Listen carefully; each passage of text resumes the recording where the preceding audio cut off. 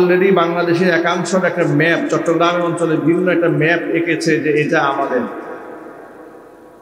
বাংলাদেশের সাথে ভারতের মুসলমান কিংবা ভারতের সাধারণ নাগরিকদের সাথে আমাদের কোনো দূরত্ব নেই। কিন্তু আমরা ভারত বিরোধী নই, আমরা হচ্ছি ভারতের আগ্রাসন বিরোধী। কথা বলতে হবে, ঠিক কিনা বলুন? আমরা কি বিরোধী? আগ্রাসন বিরোধী। আমরা এই দেশের সাধারণ হিন্দুদের বিরোধী নই।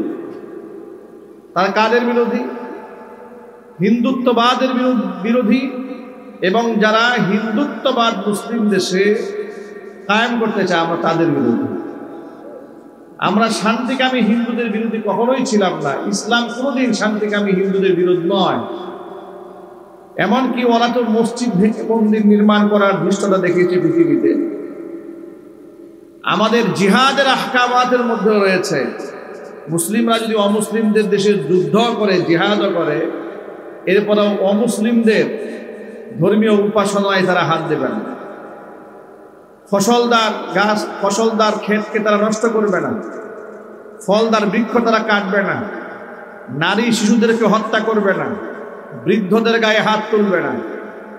সরাসরি সশস্ত্র যুদ্ধে যারা তাদের বিরুদ্ধে মোকাবেলা করবে। ইসলামের জিহাদ আর এই পৃথিবীতে হয়ে আসা আধিপত্য বিস্তারের জন্য যুদ্ধ, এটা কোনোদিন এক নয়।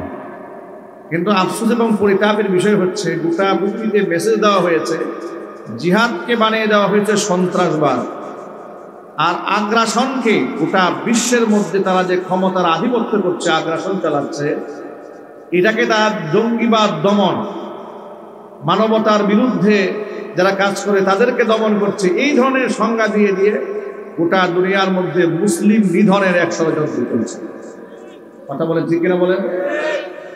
আমাদেরকে এনজিও ঢুকিয়ে ঢুকিয়ে গ্রামে গঞ্জে মহিলাদেরকে শোনানো হয় বাচ্চা সর্বোচ্চ 2টা নেবেন, একটা নিলেই যথেষ্ট, ঠিক কিনা? এগুলো আমাদেরকে বোঝানো হয় না। পক্ষান্তরে ইসকনের সদস্যরা প্রকাশ্যে, ওই যে চিন্ময় কৃষ্ণ দাস যে গ্রেফতার হয়েছে, তার এক বক্তব্য শুনলাম, সে চট্টগ্রামে বিরাট মজলিসে বক্তব্য দিয়ে বলছে, হে হিন্দু জনগোষ্ঠীরা, তোমরা বেশি বেশি সন্তান জন্ম দাও, যাতে করে হিন্দুত্ববাদ কায়েম করা যায়, সংখ্যার আধিক্যে বেরিয়ে যাওয়া যায়। আপনারা আন্দাজ করেন, হিন্দুরা প্রকাশ্যে সন্তান বেশি জন্ম দিয়ে এই দেশে হিন্দুত্ববাদ কায়েম করতে চায়, আর সেই ক্ষেত্রে আমাদের গ্রামগঞ্জে এনজিও সংস্থার লোকেরা আমাদেরকে প্রেসক্রিপশন দিয়ে যাচ্ছে, আপনারা সন্তান একটা করে নেন। আসলেই তো নারী দেহ সুরক্ষা দেওয়া এদের উদ্দেশ্য নয়, জন্ম নিয়ন্ত্রণ করাও এদের উদ্দেশ্য নয়। এদের উদ্দেশ্য হচ্ছে মুসলমানদের আধিপত্য নষ্ট করা। কত প্রকার চক্রান্ত যে দেশে আছে আপনারা কল্পনা করতে পারবেন না। এই যে বৃহত্তর ইত্তিফাকুল উলামা, বৃহত্তর মুমিন শাহী, উলামাদের ঐক্যবদ্ধ প্ল্যাটফর্ম যদি এই রাষ্ট্রে না থাকতো, তাহলে এই রাষ্ট্রকে আরো বহু বছর আগে শিয়াল কুকুরের মতো তারা কামড়ায় খেয়ে ফেলত। আলেমদের ঐক্যবদ্ধ সিদ্ধান্তের কারণে এদেশে তারা নাক ডুবাতে পারে না। কারণ উলামা বিরোধী হোক, ইসলাম বিরোধী হোক, আর রাষ্ট্র বিরোধী হোক, যে কোনো আগ্রাসনের বিরুদ্ধে সর্বপ্রথম আলেমরাই রুখে দাঁড়িয়েছে। কথা বলতে হবে, ঠিক কিনা জোরে বলে? এই স্বাধীনতা সার্বভৌমত্ব রক্ষার জন্য আলেমরা যে পরিমাণ জেল খেটেছে, জরিমানা দিয়েছে, বাংলাদেশের ইতিহাসে কোনো সম্প্রদায়ের কোনো গোষ্ঠীর লোকেরা এত মাজলুম হয় নাই। এই রাষ্ট্রের জন্য আলেমরা যত বেশি মাজলুম হয়েছে। কথা বলেন। ইসকন এরা বাংলাদেশে শুধু মুসলমানদের দুশ্মন না, এটা এই রাষ্ট্রেরই দুশ্মন। এরা স্বাধীনতারই দুশ্মন, আমাদের সার্বভৌমত্বের দুশ্মন। এরা প্রকাশ্যে বলে বেড়াচ্ছে যে চট্টগ্রাম এদেরকে দিয়ে ফেলতে। পাগলের মাথা নষ্ট হয়ে গেছে। এরা মনে করে যে ভারত আমাদের বিরাট রাষ্ট্র, এদেরকে তুলি মেরে উড়াই দেওয়া যাবে। কিন্তু এ কথা এরা আন্দাজ করে না যে পাকিস্তানের বিরুদ্ধে যে আমরা যখন লড়াই করেছিলাম, তখন কিন্তু এই জাতি মোটামুটি নিরস্ত্রই ছিল, নিরস্ত্র ট্রেনিং প্রাপ্ত লোক ছিল না। একেবারে গ্রামগঞ্জের খেটে খাওয়া মানুষগুলো হাতে অস্ত্র ধারণ করেছিল। মাত্র 7 কোটি মানুষ যদি আধিপত্যবাদীদের বিরুদ্ধে নিজেরাও অস্ত্র হাতে তুলে নিয়ে লড়াই করতে পারে, এখন আমাদের সংখ্যা 20 কোটি ছাড়িয়েছে। বাংলাদেশের কোনো সাধারণ নাগরিক নাই, আমরা সকলে যোদ্ধা হতে প্রস্তুত আছি ইনশাআল্লাহ। কথা বলতে হবে, ঠিক কিনা বলেন? স্বাধীনতা সার্বভৌমত্ব রক্ষার জন্য, ইসলাম এবং মুসলমানিত্ব টিকায় রাখার জন্য যদি জিহাদের ডাক আসে, প্রস্তুত আছেন কারা কারা? দু হাত দেখতে চান। আল্লাহ পাক যেন সকলকে কবুল করে, জোরে করে আমিন। আপনাদেরকে আর একটা কথা বলি, আমরা কথায় কথায় বলি না আমরা জান দিতে প্রস্তুত, জান দিতে প্রস্তুত, জান দিতে প্রস্তুত। এই কথার একটু পরিবর্তন হওয়া দরকার। এটা কেমন যেন আমরা নিজেকে দুর্বল করে ফেলতেছি, জান শুধু দিতে এসছি। কোরআন শুধু জান দিতে বলে নাই, কোরআন জান আগে নিতে বলেছে, পরে দিতে বলেছে। কোরআন মাজিদ থেকে একটা আয়াত থেকে রেফারেন্স শোনায় আপনাদেরকে আল্লাহ বলছেন, ইন্নাল্লাহা আশতারা মিনাল মুমিনিনা আনফুসাহুম ওয়া আমওয়ালাহুম বিআন্না লাহুমুল জান্নাহ يقاتلون في سبيل الله فيقتلون ويقتلون নিশ্চয় আমি আল্লাহ তাআলা খরিদ করে নিয়েছি মুমিন বান্দাদের কাছ থেকে তাদের জান এবং তাদের মাল, বিআন্না লাহুমুল জান্নাহ, বিনিময়ে তাদেরকে আমি জান্নাত দিয়েছি। জান মাল খরিদ করার নিজামটা কি, সিস্টেমটাকে আল্লাহ বলে দিচ্ছেন। ইউকাতিলুনা ফি সাবিলিল্লাহ, মুমিন বান্দারা লড়বে আমি আল্লাহর পথে। ফায়াকতুলুনা ওয়া ইউকতালুন, এরপরে তারা মারবে এবং প্রয়োজনে তারা মরবে। তাহলে মরে যাওয়ার কথা বলার আগে আল্লাহ পাক মারার কথা বলেছেন, জোরে বলেন ঠিক কিনা? শুধু মরতে বলেন না আল্লাহ যে বাতিল্লাহ তোদেরকে শুধু মারবে, তোদেরকে জবাই করবে আর তোরা চুপচাপ বসে সুবহানাল্লাহ জিকির করবি। আল্লাহ কোরআনে কোথাও বলেন নাই। কোরআন মাজিদ আল্লাহ বলেছেন, ওয়া আইদ্দু লাহুম মাসতাতাতুম মিন কুওয়া ওয়া মিন রিবাতিল খাইল তুরহিবুনা বিহি আদুওয়াল্লাহি ওয়া আদুওয়াকুম। আল্লাহ বলেছেন সামর্থ্য অনুযায়ী তোমরা শক্তি সঞ্চার করো। আইদ্দু লাহুম মাসতাতাতুম মিন কুওয়া ওয়া মিন রিবাতিল খাইল, আগে ছিল ঘোড়া, জিহাদের অস্ত্র, পাথে হয়ে এই জন্য আল্লাহ ঘোড়া প্রস্তুত করতে বলেছিলেন। বর্তমানে এটাকে বলতে হবে তোমরা মিসাইল প্রস্তুত করো, ঠিক কিনা বলুন? আওয়াজ দেয় কেন আপনারা? আমাদের হাতে অস্ত্র থাকলে আমাদেরকে জঙ্গি বলে। আচ্ছা, আমাদের মসজিদে কি কোনো অস্ত্র আছে? কিন্তু রাখার দরকার আছে। এই যে মসজিদের সামনে মেহরাব আছে না ভাই, আওয়াজ দিয়ে বলেন। মেহরাবের কাজ কি? ইমাম সাহেব বসে শুধু সুবহানাল্লাহ বলবেন। মেহরাব শব্দের অর্থ কি বলেন? মেহরাব হারমুন থেকে এসছে। মেহরাব মানে হচ্ছে অস্ত্রের কারখানা, অস্ত্রের গুদাম, যেখানে অস্ত্র রাখবেন, অস্ত্র রাখার জায়গা। মুসলিমদেরকে এমন ভাবে জিহাদ থেকে বিমুখ করা হয়েছে যে অস্ত্র, তলোয়ার, জিহাদ, জীবন দেওয়া, জীবন নেওয়া, এগুলো আলোচনা করাও যেন একটা অপরাধ হয়ে দাঁড়িয়েছে। জিহাদ শব্দ বললেই জঙ্গি তকমা লাগিয়ে দেয়। অথচ যে ইসকনের সদস্যদেরকে স্বৈরাচারীরা বিগত 16 বছর লালন করেছে, পালন করেছে, ওদের এক একটা ইসকনের মন্দিরের মধ্যে ঢুকলে যে পরিমাণ অস্ত্র পাবেন, আপনাদের মনে হবে না এটা কোনো মন্দির, মনে হবে এটা কোনো সেনা ক্যাম্প। আপনি চিৎকার দিয়ে বলেন ঠিক কিনা বলেন? এক একটা ইসকনের সদস্যদের হাতে এত পরিমাণ অস্ত্র আছে। অথচ যেই মুসলমানদের ইতিহাস, ঐতিহ্য হচ্ছে জিহাদ। আল্লাহ নবী সাল্লাল্লাহু আলাইহি সাল্লাম 70 দিন প্রতিষ্ঠার জন্য 27টা যুদ্ধের সেনাপতি হয়েছিলেন। অজস্র যুদ্ধের পরিচালক তিনি নিজেই ছিলেন। কারণ এই পৃথিবীতে ওয়াজ নসিহত দিয়ে যদি সব ভালো হয়ে যেত, আর জিকির দিয়ে যদি সকল সমস্যার সমাধান হয়ে যেত, কসম আল্লাহর, আল্লাহ নবীর দান মুবারক শহীদ করতে হতো না। এখন আমরা আলেমরা হয়ে গেছে স্বার্থবাদী। আমাদের অবস্থা এমন হয়েছে, এমন কথা বলতে হবে যে কথা বললে সবাই খুশি। কথা বলতে এমন একটু নিজাম হয়ে গেছে, এমন কথা বলতে হবে যে কথা বললে সবাই খুশি। এমন কথা বলা যাবে না যেটা বললে সবাই কষ্ট পায়। কিছু কিছু লোক তো এমন আছে, যদি জিজ্ঞেস করি ভাই এত কিছু হয়ে যাচ্ছে আপনি কিছু বলেন না, বলে হিকমা অবলম্বন করছে। আরে বাবা, উনি করছেন ভণ্ডামি, নাম দিয়েছে হিকমা। তো কোন হিকমা আপনি অবলম্বন করলেন? আপনি এমন কোন হিকমা অবলম্বন করলেন? আপনি হিকমত শিখেছেন কার কাছ থেকে? এই হিকমত তো আল্লাহ রসুল শিখান নাই। এই পৃথিবীর জন্য আল্লাহ নবীর চাইতে বড় মডেল আর কেউ আছে? চিৎকার দিয়া বলেন আছে? আপনি তো হিকমা অবলম্বন করেন নাই, আপনি নিফাকি অবলম্বন করেছেন। আপনি মুনাফিকি ঢাকার জন্য হিকমা তকমা লাগিয়ে দিয়েছেন। আমি হিকমতের মধ্যে আছি। কোন হিকমতের মধ্যে আপনি আছেন?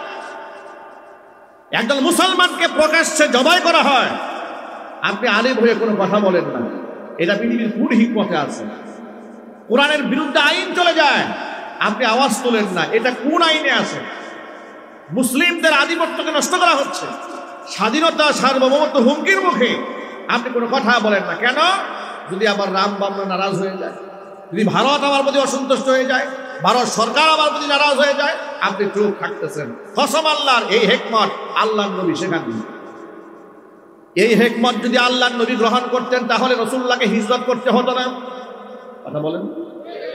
যদি এই হেকমত আল্লাহর নবী গ্রহণ করতেন, যেই হেকমত বর্তমান সময়ের কিছু কিছু তথাকথিত আলেমরা গ্রহণ করছে, ওই হিকমত যদি নবীজি গ্রহণ করতেন তাহলে আমার নবীকে দেশ ছেড়ে পালাতে হতো না। আল্লাহর নবীর দান মুবারক শাহাদাত বরণ করার কোনো প্রয়োজন ছিল না, রক্তাক্ত হওয়ার কোনো দরকার ছিল না। লক্ষ লক্ষ সাহাবায়ে কেরাম বিশ্ব পরিমণ্ডলে দেশ থেকে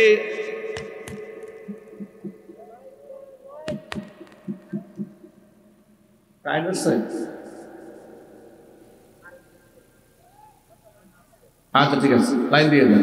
ও আচ্ছা, এই জন্য আওয়াজ প্রবলেম করতেছিল, মানে আপনার এই পাচ্ছিলেন না, কারেন্ট ফ্রিকোয়েন্সি পাচ্ছিল না ঠিক মতো। আমি যখন ভাবতেছিলাম আওয়াজ এত খারাপ কেন, একটা আওয়াজ এখন ক্লিয়ার করেন।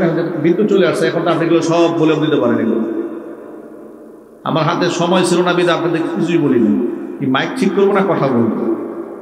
তাহলে আমি এভাবে কথা কখনোই বলিনি, আগে মাইক ঠিক করি এরপরে কথা বলি।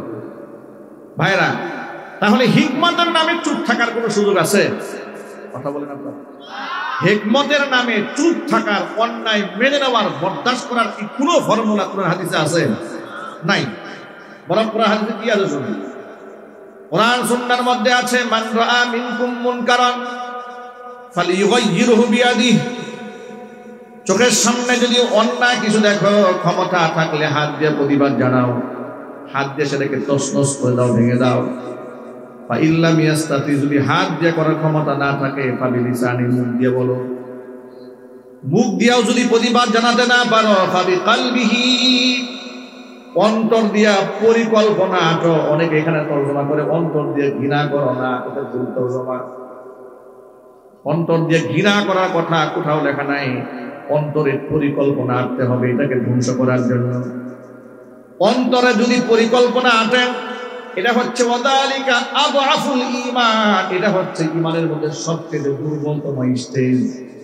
ওয়ালাইসা ওয়ারাআ যালিকা হাববাতু খারদালিন মিনাল ঈমান, এরপরে ঈমানের আর সরিষা দানাও বাকি থাকে না।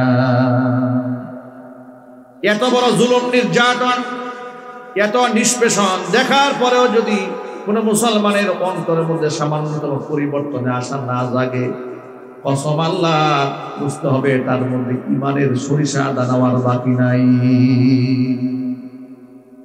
বিগত বছরগুলোতে এই দেশে আলেমদের উপর যে পরিমাণ টর্চার হয়েছে, যে পরিমাণ নির্যাতন হয়েছে, যে পরিমাণ কষ্ট এই দেশের মুসলিম আলেমদেরকে দেওয়া হয়েছে, আপনারা একটু চিন্তা করেন আলেমদেরকে কেমন অপমান করা হয়েছে। ফাঁসির কন্ডেম সেলের মধ্যে আলেমদেরকে বন্দী করে রাখা হয়েছে বিনা অপরাধে। কথা বলেন। বিনা অপরাধে আলেমদেরকে ফাঁসির কন্ডেম সেলে রাখা হয়েছে। সাধারণ ফাঁসির আসামিরা মাঠ পর্যায়ে একটু ঘোরাফেরা করতে পারে, কিন্তু আলেমদেরকে ঘোরার সুযোগ দেওয়া হয় নাই। সপ্তাহে 15 দিন, মাসে একবার পরিবারের সাথে সাধারণ চোর, বাটপার, সন্ত্রাস, গুন্ডা, মাস্তান পরিবারের সাথে মোবাইলে কথা বলতে পারে, আলেমদেরকে পরিবারের সাথে কথা পর্যন্ত বলতে দেওয়া হয় নাই। আলেম বেঁচে আছে না মরে গেছে এটা বাহিরে জানতে দেওয়া হয় নাই। কি অপরাধ ছিল আলেমদের? তারা কি করেছিল? 16 বছরের ইতিহাসে 93 বিলিয়ন মার্কিন ডলার বর্তমান সরকারের জরিপ অনুযায়ী বিদেশে পাচার হয়েছে। যারা বিদেশে টাকা পাচার করেছে ওই তালিকার মধ্যে একজন আলেমের নাম আছে। একটু জুড়ে বলেন। শত শত মানুষকে খুন করা হয়েছে, রাষ্ট্রে গুম করা হয়েছে। খুন এবং গুম যারা করেছে ওই সমস্ত অপরাধ চক্রের সাথে একজন আলেমের নাম আছে। আরো জুড়ে বলেন। রাষ্ট্রদ্রোহিতার মতো কোন অপরাধ কোন আলেম করেছে? ওরা আলেমরা কি করেছিল শোনেন। আলেমরা কোরআন শরীফের একটা আয়াতের উপর আমল করেছিল। কোরআনের আয়াতের মধ্যে আছে, সূরা মুজাদালার সর্বশেষ আয়াত 28 নম্বর পারা 4 নম্বর পৃষ্ঠার একেবারে শুরুতে আল্লাহ পাক বলেছেন আল্লাহ রাসূলকে সম্বোধন করে নবীজি, লা তাজিদু কওমান ইউমিনুনা বিল্লাহি ওয়াল ইয়াউমিল আখির ইউআদ্দুনা মান হাদ্দাল্লাহা ওয়া রাসূলাহু ওয়ালাউ কানু আবাআহুম আও আবনাআহুম আও ইখওয়ানাহুম আও আশীরাতাহুম উলাইকা কাতাবা ফি কুলুবিহিমুল ঈমান ওয়া আইয়াদাহুম বিরূহিম মিন। আল্লাহ বলছেন নবীজি, লা তাজিদু কওমান, এমন কোন জাতিকে আপনি পাবেন না যারা ইউমিনুনা বিল্লাহি ওয়াল ইয়াউমিল আখির, আমি আল্লাহর উপর ঈমান আনে, আমার পরকালের উপর যারা ঈমান আনে, এমন কোন ব্যক্তি ইউআদ্দুনা মান হাদ্দাল্লাহ ওয়া রাসূলা, আমি আল্লাহ এবং আমার রাসূলের সাথে যারা যুদ্ধ করে, যারা আমি আল্লাহ এবং আমার রাসূলের দুশমন, তাদের সাথে মহব্বত রাখবে, হৃদ্যতাপূর্ণ সম্পর্ক রাখবে, এটা কোনোদিন হতে পারে না। ইউআদ্দুনা মান হাদ্দাল্লাহ, আল্লাহ রাসূলের সাথে যাদের যুদ্ধ আছে তাদের সাথে কোনো প্রকৃত ঈমানদার ব্যক্তির মহব্বত থাকতে পারে? আর চিৎকার দিয়ে বলেন পারে? আল্লাহ পাক আরো অ্যাডভান্স করে বলেছেন ওয়ালাউ কানু আবাহুম, ক্ষুধাদ্রোহিতার অপরাধ যদি তার বাবাও করে সে বাবাকেও ছাড়বে না। আও আবনাহুম, নিজের সন্তানকেও যদি এই অপরাধে সে অপরাধী পায় সে সন্তানকেও ছাড়বে না। আও ইখওয়ানাহুম, যদি তার ভাই ক্ষুধাদ্রোহিতা করে সে ভাইকেও ক্ষমা করবে না। আও আশীরাতাহুম, যদি নৈকট্যপ্রাপ্ত আত্মীয় স্বজন থাকে, নিকটতম আত্মীয় স্বজন যদি ক্ষুধাদ্রোহী হয়, রাসূল বিরোধী হয়, ইসলাম বিরোধী হয়, তাদের সাথে ওই ব্যক্তি কোনদিন হৃদয়ের সম্পর্ক রাখতে পারে না। বক্তব্যটা কার? জোরে বলেন। এবার শোনেন, এদেশের মুসলমানেরা 2021 সালে নরেন্দ্র মোদী এই দেশের সুবর্ণ জয়ন্তী উপলক্ষে বাংলাদেশের মাটিতে তাকে দাওয়াত করে এনে চিফ গেস্ট বানিয়ে তাকে লাল গালিচা সংবর্ধনা দেওয়ার সিদ্ধান্ত গ্রহণ করলো স্বৈরাচারী। আলেমরা প্রতিবাদ জানিয়েছে। প্রতিবাদ জানানোর কারণটা কি? এই কোরআন শরীফের আয়াত খানা।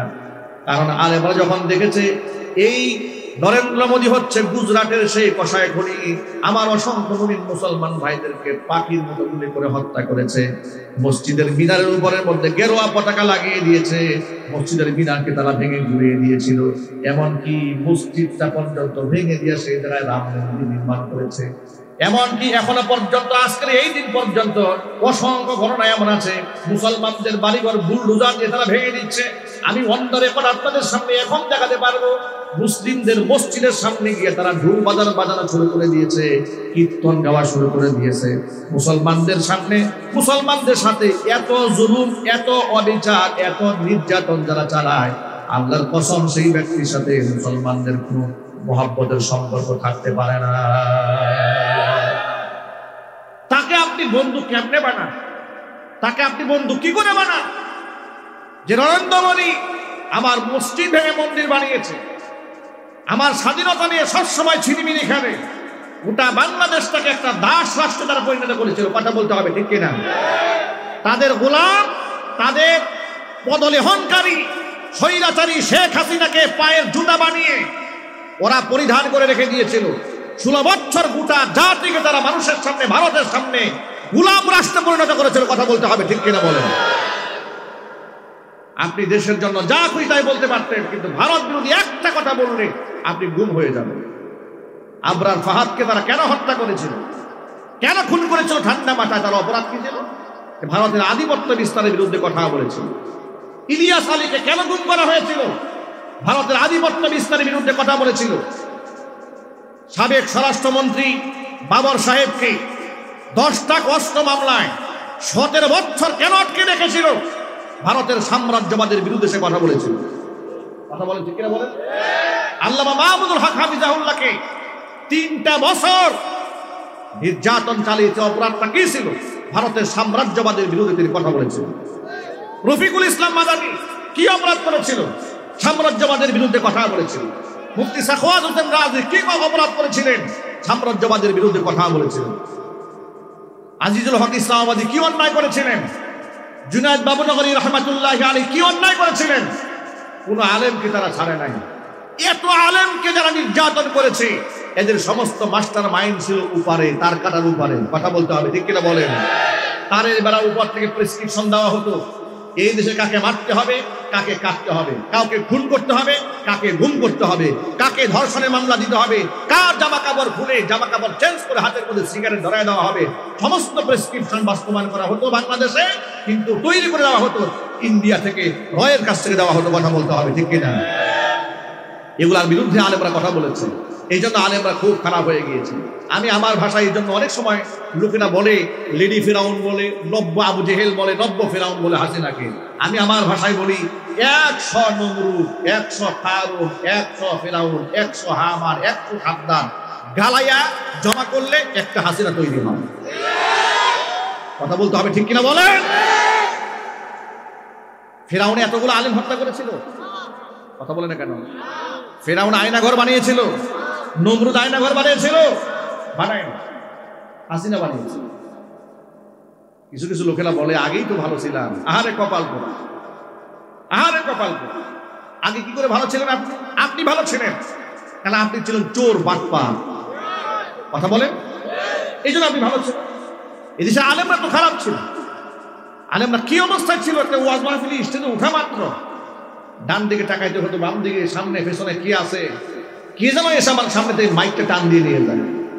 কথা বলেন।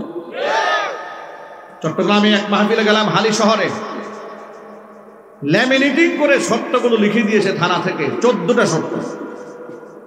14 শর্তের ভিতরে আমাকে ওয়াজ করতে হবে। পাগলা বেচারটা সীমা থাকা দরকার। এর মধ্যে প্রথমতম শর্ত দিয়েছে, আকার ইঙ্গিতেও সরকারের বিরুদ্ধে কোনো বক্তব্য দেওয়া যাবে না। আকার ইঙ্গিতেও দেওয়া যাবে না। এর মানে ওরা জানে, ওরা খুব ভালো করে জানে যে আমরা যে কুকাম করি, এটা ইশারা বললেও আমাদের সব ফাঁস হয়ে যায়। কথা বলতে হবে, ঠিক কিনা বলেন? ওরা খুব ভালো করে জানে যে আমরা যে পরিমাণ ইসলাম বিরোধী কাজ করি, এটা হুজুরের ইশারাও মারে, আমাদের বলটাও বলে। এই জন্য ইশারাও সহ্য হয় না ওদের। আমাকে 2018 সালে স্টেজ থেকে নামায় নিয়ে গেল, মাহফিল থেকে। জিজ্ঞেস করলাম কোথায় নিয়ে যাচ্ছেন? বলে থানায়। মনটা একটু শান্ত হলো, যাক গুন্ডু আর করতেছে না, নিয়ে যাচ্ছে, যাক। থানার ওসি সাহেবকে জিজ্ঞেস করলাম, প্রথম কথা বলবে না। আমি বললাম ওনার সাথে কথা বলতে চাই। বলে না, উনি কথা বলবেন। অবশ্যই কথা বলতে হবে। কেন কথা বলবেন? আর আসলেন, নাম আমিনুল ইসলাম। জিজ্ঞেস করলাম, ভাই আমার অপরাধ, মাহফিল থেকে নিয়ে আসলেন আমাকে। বলে হুজুর কেন যে আপনাকে ধরে নিয়ে আসছে আমি তো নিজেও জানি না, সব উপরের নির্দেশ। কথা বুঝেন? আমাকে উল্টা উনি জিজ্ঞেস করে, হুজুর আপনার নামে কোনো মামলা টামলা আছে নাকি? কি আশ্চর্য কথাবার্তা। ওসি আমারে জিজ্ঞেস করে আমার নাম মামলা আছে নাকি, কেন আমাকে ধরা হয়েছে, ওসি নিজে জানে না। যাই হোক, সে অনেক লম্বা কাহিনী, এটা আপনাদের সামনে আরো অনেকবার বলা হয়েছে। এটা শুধুমাত্র জেহেল সাজির জন্য বলছি যে ওরা আমাদের সাথে কি করেছে। এরপরে সকালবেলা কোর্টে হাজির করা হলো, হাতের মধ্যে হ্যান্ডকাপ পরিয়েছে, মোটা একটা গরু রশি দিয়ে বাঁধছে, সিরিয়ালে 7 জনকে গরু রশি দিয়ে বাঁধছে। গরু ছাগলকে যেমন টেনে নিয়ে যায় না, ওরা আমাদেরকে সেইভাবে টেনে নিয়ে গেল। আহারে দুঃখ মনে লাগে কি জানেন? আলেমদেরকে 2 হাতে হাত করা, পায়ের মধ্যে ডান্ডা বেরি পরানো, গরু রশি দিয়ে বাঁধা, মাথার মধ্যে হেলমেট পরানো, কত কাহিনী। অথচ সকলেই সৌদির অপরাধ। এদেরকে আপনি আদালত প্রাঙ্গণে উঠাই এমন নির্যাতন করলেন। আর আজকে ইসকনের প্রভু, তথাকথিত বাংলাদেশের সবচেয়ে ভয়ঙ্কর দুশ্মন, স্বাধীনতার দুশ্মন, রাষ্ট্রদ্রোহিতার মামলায় যে ইতিমধ্যে কারাগারে গিয়েছে, বাংলাদেশের পতাকার উপরে গেরুয়া পতাকা টানিয়েছে, অসংখ্য মানুষকে তারা হত্যা করেছে এবং অসংখ্য বলৎকারের মতো জঘন্য পাপার যাদের সাথে জড়িত, এই লোকটাকে আদালতে আনা হয়েছে। হাতের মধ্যে কোনো হ্যান্ডকাপ নেই, কোনো ডান্ডা বেরি নাই, কিচ্ছু পরানো হয় নাই। হঠাৎ করে ইসকনের প্রতি বর্তমান প্রশাসনের এত পিরিত জাগলো কেন? কথা বলতে হবে তো, জোরে বলেন না কেন? আপনারা আওয়াজ তুলবেন। আপনারা যদি আবার পুতায়া যান তাহলে কি পরিমাণ মার্চদের সামনে খাইতে হবে, আগে সোজা হয়ে যাবে। ইদানিং শুনতে পাচ্ছি যে বিএনপি জামাত এরা ভাগাভাগি হয়ে যাচ্ছে। আরে পাগলা, এত মাস্টার নষ্ট হইল কেন? এখনো ভাঙনের সময় হয় নাই, আধিপত্য বিস্তারের সময় হয় নাই। আগে পায়ের তলা মাটি ঠিক করো। কথা বলেন, ঠিক কিনা বলেন? দেশ তো এখনো পূর্ণাঙ্গ স্বাধীন হয় নাই, চক্রান্ত থেমে নাই। ওরা কতভাবে আসতেছে। কখনো হয়ে আসে ওলা হেলমেট লিগ হয়ে আসে, কখনো আসে ওলা রিক্সা লিগ হয়ে আসে, কখনো আসে আনসার লিগ হয়ে, এবার আসছে ওরা হিন্দু লিগ হয়ে।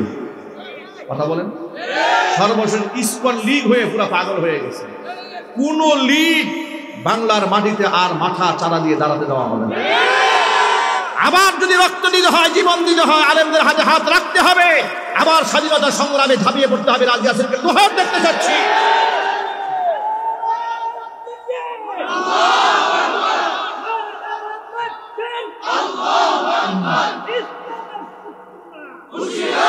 প্রিয় বন্ধুগণ, সময় হাতে একেবারেই কম। এরপর আমাকে উঠালো আদালতে।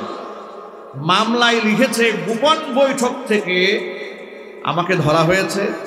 আমরা 1-150 মানুষ ছিলাম সেখানে, লিখেছে মামলায়। পুলিশ যখন ধাওয়া দিয়েছে সব পালাইছে, আমরা 7 জন পালাইতে পারি নাই। আমার পকেটে 16টা ককটেল বোমা পাওয়া গেছে। মামলা কত বোতল খাইলি এত সুন্দর মামলা লেখা যায় বলেন তো? কথা বলে না কেন? কত কেজি গাঁজা খেলে এগুলো লেখা যায়? ওদের তো নেশাই ছিল এগুলা, মদ, নারী, গাঁজা, আফিম, হেরোইন, বাবা, এগুলা ছাড়া তো এদের ঘুম আসতো না। কথা বলেন ঠিক কিনা বলেন? নাইট ক্লাবে সময় কাটতো। ওরা আলেমদের মর্যাদা দেবে কেমনে বলে? ওরা ইসলামের মর্যাদা কেমনে করবে? ওরা তো ভারতের মুশরিকদের কাছে বিক্রি হয়ে গিয়েছিল। শুধু বিক্রি হয় না, বিবাহ বসে গেছিল। ওরা তো প্রকাশ্যে বলেছে ভারতের সাথে আমাদের স্বামী স্ত্রী সম্পর্ক। স্বামীকে স্ত্রীকে আমরা তো ভাগাভাগি করে দেখলাম, পাত্রী এই পক্ষের আর পাত্র এই পক্ষের। ঠিক কিনা বলে? সুতরাং সময় মতো পাত্রী ঠিকই পাত্রের কুলে গিয়ে উঠেছে। বাংলাদেশের গণহত্যাকারী, এদেশের অসংখ্য গুম এবং খুনের কারিগর, স্বৈরাচারী, নব্য ফিরাউন, নব্য আবু জেহেল, হাজার আবু জেহেল একত্রিত করলে একটা শেখ হাসিনা সমান হবে না। এরকম একটা লোককে যারা আশ্রয় দিয়েছে, তারা প্রকারান্তরে বাংলাদেশের জাতিসত্তার সাথে যুদ্ধ ঘোষণা করেছে। সুতরাং যুবকেরা ভয় পাওয়ার কোনো কারণ নাই, হতাশ হওয়ার কোনো কারণ নাই। ইমানদারদের মরলেও যেটা, বাঁচলেও যেটা। ইমানদার হারাবার কিছু নাই। ইমানদার যদি মরে, শহীদ হয়ে সরাসরি জান্নাতে চলে যাবে, বিজয় লাভ করলে গাজী হয়ে যাবে। ইমানদার হারাবার কিছু আছে? আপনার কি প্রশ্ন আছেন? ইনশাআল্লাহ হাত আল্লাহকে দেখান, আল্লাহ যেন কবুল করেন। যখন আমিন। যারা আল্লাহর পথে চলে, আল্লাহর কথা বলে, আল্লাহকে ভালোবেসে সপেছে জীবন, তাদের কিসের ভয়, কে করে পরাজয়, শহীদি তামান্নাতে নাচে তার মন। ঠিক কিনা বলেন? যারা আল্লাহর পথে চলে, আল্লাহর কথা বলে, আল্লাহকে ভালোবেসে সপেছে জীবন, তাদের কিসের ভয়, কে করে পরাজয়, শহীদি তামান্নাতে নাচে তার মন। হাসনা হেনার গানে ভুলে নারী হৃদয়টার, কালিমার মিষ্ক মাখা হৃদয় রয়েছে যা। হাসনা হেনার গানে ভুলে নারী হৃদয়টার, কালিমার মিষ্ক মাখা হৃদয় রয়েছে যা। সব পিছু টান ভুলে জিহাদের পথে চলে, সব পিছু টান ভুলে জিহাদের পথে চলে, সে তো তার ঈমান বলে। যারা আল্লাহর পথে চলে, আল্লাহর কথা বলে, আল্লাহকে ভালোবেসে সপেছে জীবন, তাদের কিসের ভয়, কে করে পরাজয়, শহীদি তামান্নাতে নাচে তার মন। ঠিক কিনা বলেন? আল্লাহ রাব্বুল আলামিন আমাদের সকলকে মজবুত ঈমান রাখার তৌফিক দান করেন, ঐক্যবদ্ধ হয়ে চলার তৌফিক দান করেন। আমিন। ওয়া আখিরু দাওয়ানা আলহামদুলিল্লাহি রাব্বিল আলামিন। আসসালামু আলাইকুম ওয়া রাহমাতুল্লাহি ওয়া বারাকাতুহু।